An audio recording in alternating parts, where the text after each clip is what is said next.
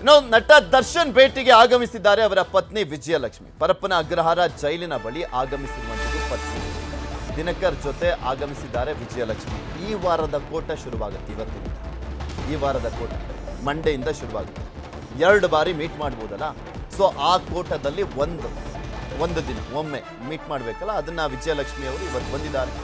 ರೇಣುಕಾ ಸ್ವಾಮಿ ಕೊಲೆ ಪ್ರಕರಣದಲ್ಲಿ ಪರಪ್ಪನ ಅಗ್ರಹಾರ ಜೈಲಿನಲ್ಲಿರುವಂಥ ನಟ ದರ್ಶನ್ ಒಬ್ಬರೇ ಬಂದಿದ್ದಾರೆ ಅಂತ ಕಾಣಿಸುತ್ತೆ ಈ ಬಾರಿ.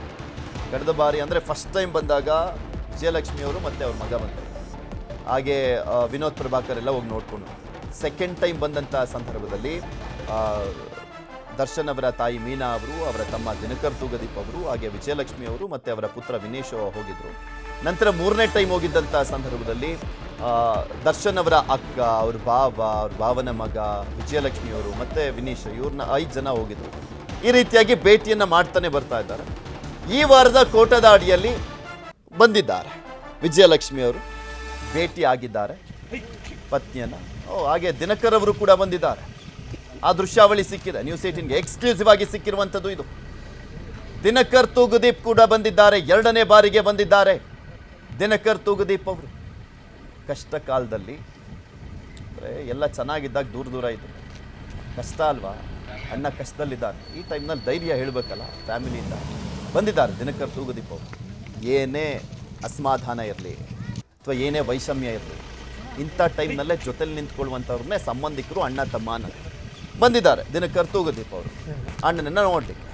ಇದೆಲ್ಲದ್ರ ಬಗ್ಗೆ ಇನ್ನಷ್ಟು ಮಾಹಿತಿಯನ್ನು ಕೊಡ್ತಾ ಹೋಗ್ತಾರೆ ನಮ್ಮ ಪ್ರತಿನಿಧಿ ಮಂಜುನಾಥ್. ನಮ್ಮ ಜೊತೆ ದೂರವಾಣಿ ಸಂಪರ್ಕದಲ್ಲಿ ಜಾಯ್ನ್ ಆಗ್ತಾ ಇದ್ದಾರೆ. ಮಂಜು, ನೋಡ್ತಾ ಇದ್ವಿ ಒಂದು ಕಡೆ ಪವಿತ್ರ ಗೌಡ ಅನಾರೋಗ್ಯ, ಇನ್ನೊಂದು ಕಡೆ ಅವರ ತಂದೆ ತಾಯಿ ಕೂಡ ಇವತ್ತು ಬಂದು ಆಕೆಯನ್ನು ಮೀಟ್ ಮಾಡಿದ್ದಾರೆ, ಆರೋಗ್ಯವನ್ನು ವಿಚಾರಿಸಿದ್ದಾರೆ.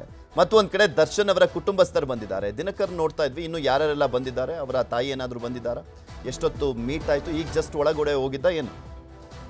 ಪೃಥ್ವಿ, ರೇಣುಕಾ ಸ್ವಾಮಿ ಕೊಲೆ ಕೇಸ್ನಲ್ಲಿ ಜೈಲು ಪಾಲಾಗಿರುವಂತಹ ದರ್ಶನ್ ಅವ್ರನ್ನ ನೋಡೋದಕ್ಕೆ ಪ್ರತಿ ವಾರವೂ ಕೂಡ ಅಷ್ಟೇ ಇಬ್ಬರಿಗೆ ಅವಕಾಶ ಇರುತ್ತೆ. ಅದರಂತೆ ವಿಜಯಲಕ್ಷ್ಮಿ ಅವರು ಇವತ್ತು ಸೋಮವಾರ ಆಗಿತ್ತು. ಜೊತೆಗೆ ಈ ವಾರದ ಮೊದಲನೇ ದಿನನೇ ಅವರು ಕೂಡ ಅಷ್ಟೇ ವಿಜಯಲಕ್ಷ್ಮಿ ಅವರು ಮತ್ತೆ ದರ್ಶನ್ ಅವರ ಸಹೋದರನ ಜೊತೆ ಸೇರಿ ಅವರು ಭೇಟಿಗೆ ಅಂತ ಬಂದಿದ್ದಾರೆ. ಯಾಕಂದ್ರೆ ಇಲ್ಲಿ ಪ್ರಮುಖವಾಗಿ ಮೊನ್ನೆ ಅಷ್ಟೇ ದರ್ಶನ್ ಅವರು ಮನೆ ಊಟ ಬೇಕು ಅಂತೇಳಿ ಒಂದು ಕೋರ್ಟ್ ನಲ್ಲಿ ಒಂದು ಅರ್ಜಿ ಕೂಡ ಹಾಕೊಂಡಿದ್ರು. ಆ ಒಂದು ಟೈಮ್ ನಲ್ಲಿ ಅವರ ಪರ ವಕೀಲರು ಕೂಡ ಅಷ್ಟೇ ದರ್ಶನ್ ಇತ್ತೀಚಿನ ಅನಾರೋಗ್ಯಕ್ಕೆ ಒಳಗಾಗ್ತಿದ್ದಾರೆ, ಯಾಕೆ ಊಟ ಸೇರ್ತಿಲ್ಲ, ಫುಡ್ ಪಾಯ್ಸನ್ ಆಗಿದೆ, ಅವರ ಆರೋಗ್ಯದಲ್ಲಿ ಏರುಪೇರು ಆಗ್ತಿದೆ ಅಂತಂದ್ರು. ಈ ಬೆನ್ನಲ್ಲೇ ವಿಜಯಲಕ್ಷ್ಮಿ ಅವರು ಮತ್ತು ದಿನಕರ್ ಇಬ್ಬರು ಕೂಡ ಅಷ್ಟೇ ಇವತ್ತು ನಟ ದರ್ಶನ್ ಭೇಟಿಯಾಗಿ ಅವರ ಆರೋಗ್ಯವನ್ನ ವಿಚಾರಿಸುವಂತ ನಿಟ್ಟಿನಲ್ಲಿ ಈಗಾಗಲೇ ಅವರು ಕೂಡ ಬಂದಿರುವಂತದ್ದು.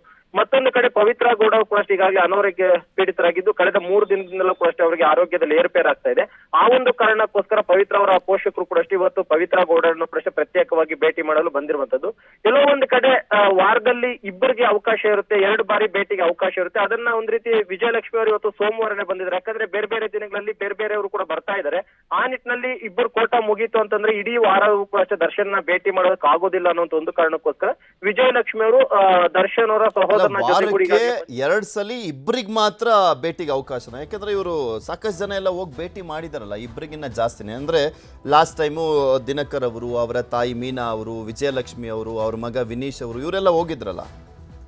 ಪೃಥ್ವಿ, ಜೈಲಿನ ನಿಯಮಾವಳಿಗಳ ಪ್ರಕಾರವಾಗಿ ವಾರದಲ್ಲಿ ಇಬ್ಬರಿಗೆ ಭೇಟಿಗೆ ಅವಕಾಶ. ಅಂದ್ರೆ ಒಂದೇ ಬಾರಿ 4-5 ಜನ ಹೋದ್ರು ಅದಕ್ಕೇನು ಅಬ್ಜೆಕ್ಷನ್ ಇಲ್ಲ. ಯಾಕಂದ್ರೆ ಇಡೀ ಕುಟುಂಬಸ್ಥರು ನೋಡ್ಬೇಕಾಗಿರುತ್ತೆ. ಆ ಒಂದು ಟೈಮ್ ನಲ್ಲಿ 4-5 ಜನ ಒಂದೇ ಬಾರಿ 7 ಜನರಿಗೂ ಕೂಡ ಅಷ್ಟೇ ಒಂದೇ ಬಾರಿ ಹೋಗಿ ಭೇಟಿ ಮಾಡೋದಕ್ಕೆ ಅವಕಾಶ ಇದೆ. ಅದರಂತೆ ವಿಜಯಲಕ್ಷ್ಮಿ ಮತ್ತು ದಿನಕರ್ ಕೂಡ ಇಷ್ಟು ಇವತ್ತು ಬಂದಿರುವಂತದ್ದು. ಸದ್ಯಕ್ಕೆ ಅವರು ಕೂಡ ಈಗಾಗಲೇ ಜೈಲಿನ ಒಳಗಡೆ ಹೋಗಿದ್ದಾರೆ. ಯಾಕಂದ್ರೆ ದರ್ಶನ್ ಭೇಟಿಯಾಗಿ ಮುಂಚೆ ಕದ್ದು ಮುಚ್ಚಿ ಕರ್ಕೊಂಡು ಹೋಗುವಂಥ ಕೆಲಸವನ್ನ ಪೊಲೀಸರು ಮಾಡ್ತಾ ಇದ್ರಲ್ಲ.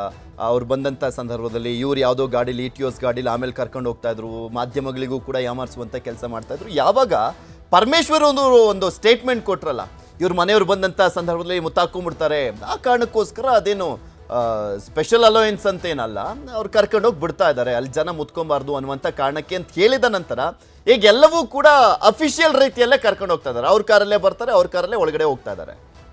ಯಾಕಂದ್ರೆ ವಿಜಯಲಕ್ಷ್ಮಿ ಅವರು ಸ್ಟಾರ್ಟಿಂಗ್ ಬಂದಂತ ಟೈಮ್ ನಲ್ಲಿ ಒಂದು ದೊಡ್ಡ ಹೈಡ್ರಾಮಾ ಆಗಿತ್ತು. ಯಾಕಂದ್ರೆ ನೇರವಾಗಿ ಅವರು ವಿಜಯಲಕ್ಷ್ಮಿ ಅವರು ಕಾರಲ್ಲಿ ಅಷ್ಟೇ ಅಲ್ಲದೆ ಪೊಲೀಸರೇ ಬೇರೊಂದು ವೆಹಿಕಲ್ ಅನ್ನು ಕೂಡ ಮಾಡ್ಕೊಂಡು ವಿಜಯಲಕ್ಷ್ಮನ್ನ ಬೇರೊಂದು ರೋಡ್ ನಿಂದ ಕೂಡ ಕರ್ಕೊಂಡು ಹೋಗಿದ್ರು.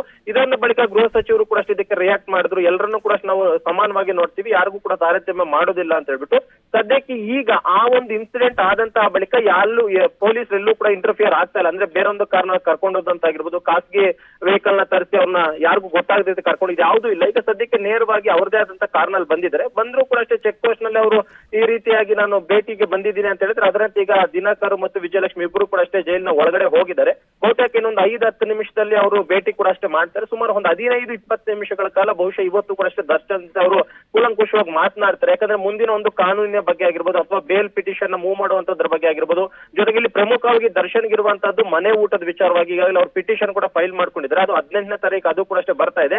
ಆ ಒಂದು ನಿಟ್ಟಿನಲ್ಲೂ ಕೂಡ ಅಷ್ಟೇ ವಕೀಲರ ಜೊತೆ ಚರ್ಚೆ ಮಾಡುವಂತ ವಿಚಾರವು ಎಲ್ಲವೂ ಕೂಡ ಅಷ್ಟೇ ಬಹುತೇಕ ಇವತ್ತು ದರ್ಶನ್ ಜೊತೆ ಅವರು ಚರ್ಚೆ ಮಾಡಿದ್ದಾರೆ. ಬಹುತೇಕ ಒಂದು 15-20 ನಿಮಿಷಗಳ ಕಾಲ ಚರ್ಚೆ ಮಾಡಿದಂತ ಬಳಿಕ ವಿಜಯಲಕ್ಷ್ಮಿ ಅವರು ಹೊರಗಡೆ ಬರ್ತಾರೆ. ಬಂದಂತ ಬಳಿಕ ಏನ್ ಮಾಧ್ಯಮಕ್ಕೆ ಪ್ರತಿಕ್ರಿಯೆ ಕೊಡ್ತಾರ ಅಥವಾ ಹಾಗೆ ಹೋಗ್ತಾರ ಅನ್ನೋದು ನೋಡ್ಬೇಕಾಗಿರುತ್ತೆ. ಓಕೆ, ನೋಡೋಣ ಏನಾಗುತ್ತೆ ಅಂತ. ಧನ್ಯವಾದ ಮಂಜು ನಿಮ್ಮೆಲ್ಲ ಮಾಹಿತಿಗಾಗಿ. ಕನ್ನಡಿಗರ ಮೆಚ್ಚಿನ ನಿಮ್ಮ ನ್ಯೂಸ್ 18 ಕನ್ನಡ ಈಗ ವಾಟ್ಸ್ಆಪ್ ನಲ್ಲಿಯೂ ಲಭ್ಯ. ಕರ್ನಾಟಕ ಮತ್ತು ದೇಶ ವಿದೇಶದ 360 ಡಿಗ್ರಿ ಸುದ್ದಿ ವಿವರವನ್ನ ನೀವು ನಿಮ್ಮ ಕೈ ಬೆರಳುಗಳಲ್ಲಿಯೇ ಪಡೆಯೋದಿಕ್ಕೆ ಈ QR ಕೋಡ್ ಅನ್ನ ಸ್ಕ್ಯಾನ್ ಮಾಡಿ. ನಮ್ಮ ಚಾನೆಲ್ ಅನ್ನ ಫಾಲೋ ಮಾಡಿ, ನೋಟಿಫಿಕೇಶನ್ ಆನ್ ಮಾಡಿ.